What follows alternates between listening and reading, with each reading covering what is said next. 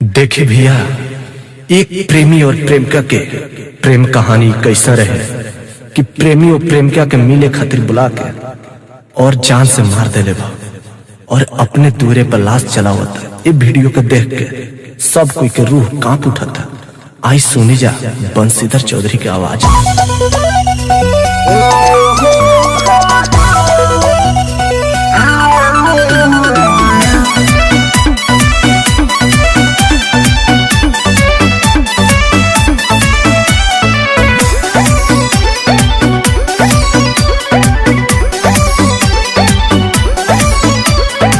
मिले खाती हमारा से कहीं रही जी दगे, तोरा से न रहा हूँ ऐसन उम्मीद के।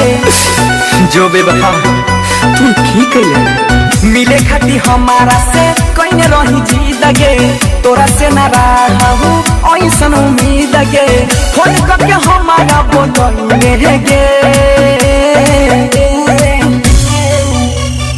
अपना बाबू से पीटा बहिने गे, आजुआरे पैरथी जलैले गे।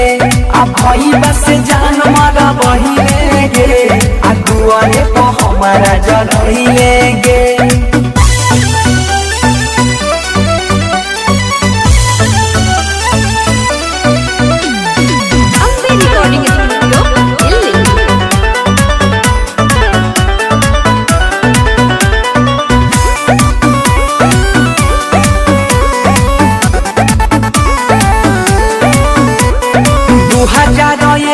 में बनल इतिहास गे, प्रेमिका के दुआरा पैरा के लाश गे।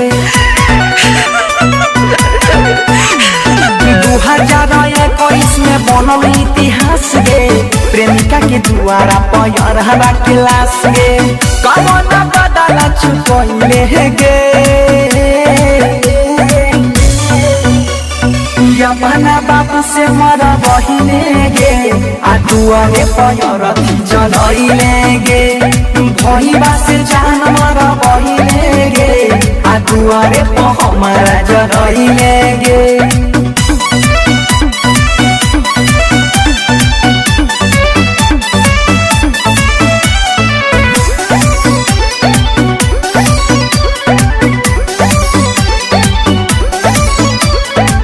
कहने छे मैया हमर बाबू भाई इधर, ब्रिजेश बिहारी रोवे गावे बनसीधर। जा बेवफा तू हमार दुनिया छन के खुश रह।